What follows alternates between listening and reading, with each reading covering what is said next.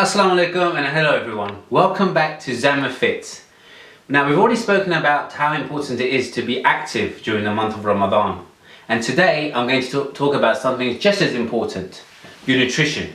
So what you'll be eating and drinking during your early morning meal, the suhoor, and also the evening meal when you break your fast, the iftar. Now on the whiteboard behind me I've listed a number of food and drink that you should be looking to consume at both of these meals. This is the ideal scenario, but realistically, we know by the time we get to Iftar meal, everybody wants to have their favourite meal or favourite dish. So I'd say if you can stick to say 70 to 75% of the information I'm going to give you, then you're on the right track. So we'll start off with the suhoor meal.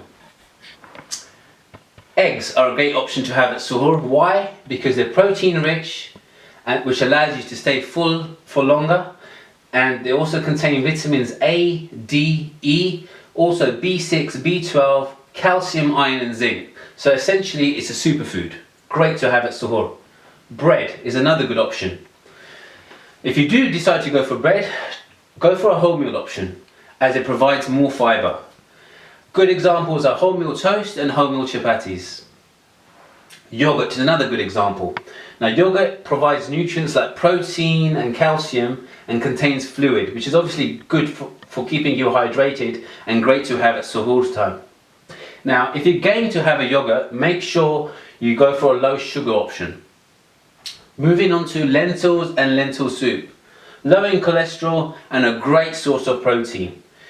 Contains fibre and complex carbs. Complex carbs are essentially slow release carbs, which keeps you full for longer and hydrated too. Now one of my favourites for suhoor time, oats. They're whole grains, they allow you to stay full for longer, which helps you keep you energized throughout the day. You can choose porridge, which provides fluids as it is made with either milk or water. Moving on to fruit and vegetables. So things like watermelon, melon and cucumber, they're excellent for hydration.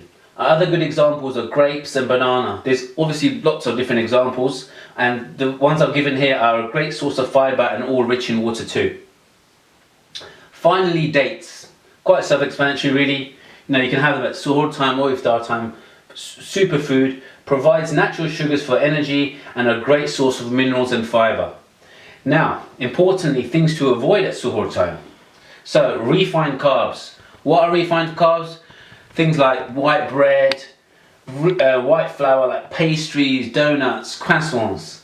So they provide satisfaction for a short amount of time and are low in essential nutrients, so best to avoid. Salty foods, so we're looking at things like savoury snacks, savoury nuts. They make you thirsty while fasting, so if you're it's important not to have it at suhoor time because it will just make you thirsty throughout the whole day. Caffeinated drinks. They don't hydrate you and keep you longing for water throughout the day, so best to avoid. So now if you move on to iftar,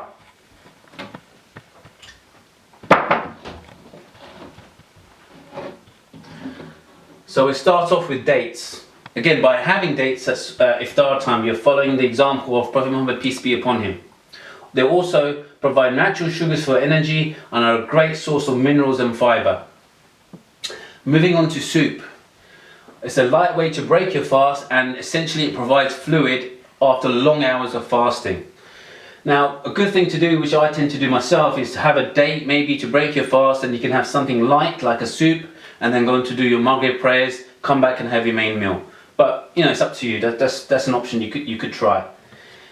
Another great example to have at iftar time, fish and lean meat. Both are great sources of protein. Fish is high in omega-3 fatty acids, so good options of fish are salmon, mackerel and sardines, all high in omega-3 fatty acids. Complex carbs, again essential to have at iftar time. Why? Because they're slow releasing and they will keep you fuller for longer. Good examples are sweet potato and brown rice. Raw nuts and avocado, both contain good fats which are essential after long hours of fasting. Another great thing to have at iftar time. Moving on to fruits. Now fruits provide natural sugar for energy. So good example, you can have dried fruits too. Good examples are figs, raisins, apricots, prunes, banana and melon, and tasty too. Moving on to steamed vegetables and fresh salad. So they're high in fibre, which improves your digestion.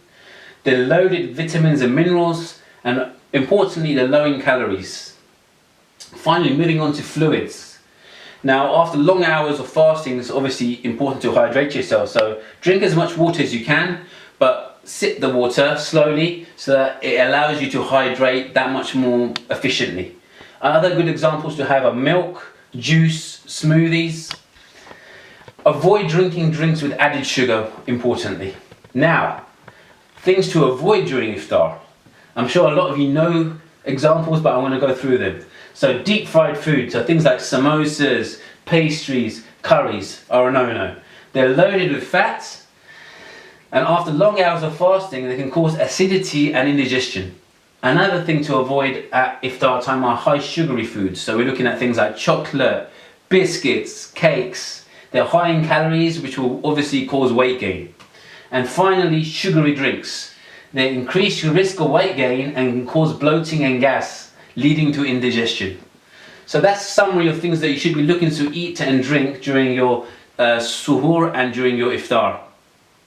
Now, as I touched upon earlier, this is the ideal scenario. But if you can get the bulk of your food and drink from the information I've just given you, it will allow you to feel good during the day, and it will enable you to get through the fasting day that much more easier. And more importantly, it allows you to do my workouts. See you soon.